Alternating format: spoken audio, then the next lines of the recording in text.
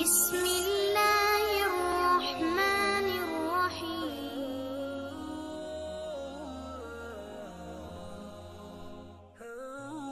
رسول اللہ صلی اللہ علیہ وسلم نے فرمایا، جب انسان مر جاتا ہے تو اس کا عمل موقوف ہو جاتا ہے، مگر 3 چیزوں کا ثواب جاری رہتا ہے۔ نمبر 1 صدقہ جاریہ، نمبر 2 علم جس سے لوگ فائدہ اٹھائیں، نمبر 3 نیک اولاد جو اس کے لیے دعا کرے۔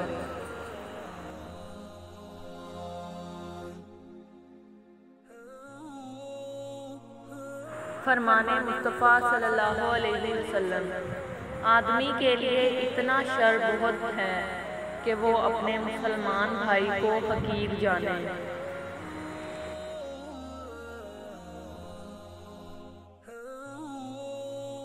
رسول اللہ صلی اللہ علیہ وسلم نے فرمایا، لوگوں نے اگلے پیغمبروں کے کلام جو پائے ان میں یہ بھی ہے کہ جب تجھ میں حیا نہ ہو تو پھر جو چیز چاہے کر۔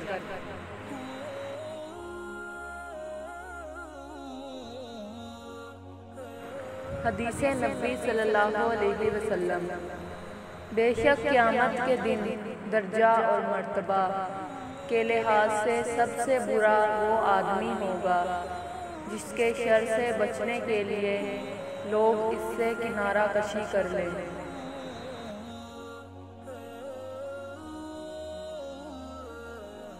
رسول اللہ صلی اللہ علیہ وسلم نے ارشاد فرمایا، جو شخص رات کو وضو کر کے سوئے تو ایک فرشتہ اس کے پاس رات گزارتا ہے۔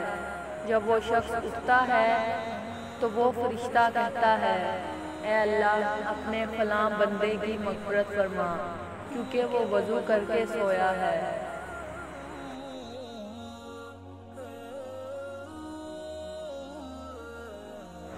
والدین کے حقوق۔ رسول اللہ صلی اللہ علیہ وسلم نے فرمایا، اللہ نے تم پر ماں کی نافرمانی حرام قرار دی ہے اور والدین کے حقوق نہ دینا اور ناحق ان سے مطالبات کرنا بھی حرام قرار دیا ہے۔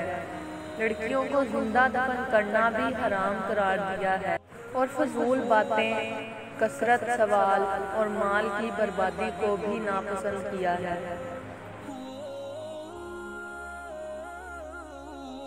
مسلمان کو گالی دینے والا فاسق ہو جاتا ہے۔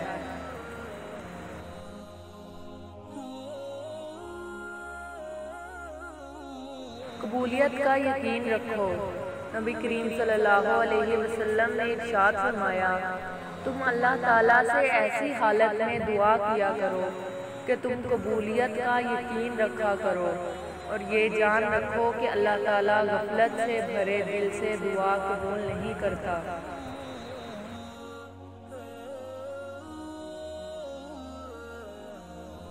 رسول اللہ صلی اللہ علیہ وسلم نے فرمایا، یاد رکھو اللہ کی مدد و نصرت صبر کے ساتھ ہی ہے، اور ہر تکلیف و مصیبت کے بعد خوشادگی ہے، اور بلا شبہ ہر تنگی و مشکل کے بعد آسانی ہے۔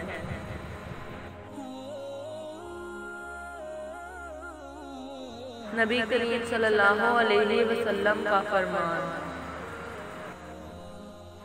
قیامت کے روز جب اللہ تعالیٰ کے عرش کے سوا کوئی سایہ نہیں ہوگا، 3 شخص اللہ کریم کے عرش کے سائے میں ہوں گے۔ نمبر 1 وہ شخص جو میرے کسی امتی کی پریشانی دور کر دے، نمبر 2 میری سنت کو زندہ کرنے والا، نمبر 3 مجھ پر کثرت سے درود پاک پڑھنے والا۔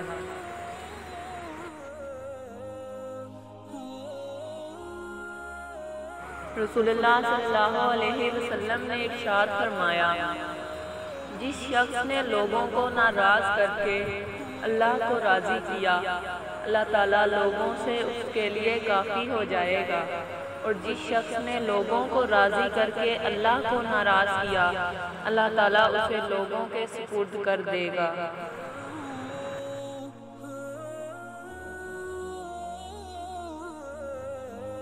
مریض کے لیے خوشخبری۔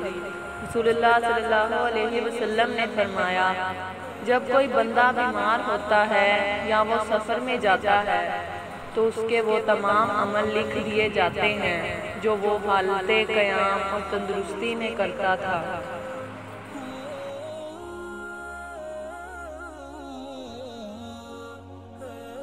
رسول اللہ صلی اللہ علیہ وسلم نے ارشاد فرمایا، تم مجھے ضعیفوں اور کمزوروں میں تلاش کرو، کیونکہ تم کو رزق اور نصرت ضعیفوں کی برکت سے دی جاتی ہے۔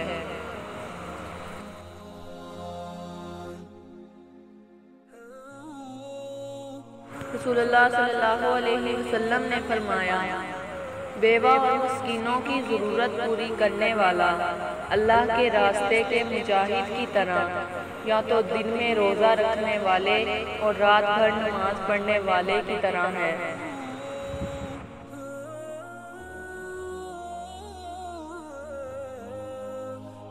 حضرت انس رضی اللہ عنہ سے روایت ہے کہ رسول اللہ صلی اللہ علیہ وسلم نے فرمایا، اللہ تعالیٰ فرمائے گا کہ ہر اس شخص کو دوزخ سے نکال دو جس نے مجھے ایک دن بھی یاد کیا یا مجھ سے کسی مقام پر ڈرا ہو۔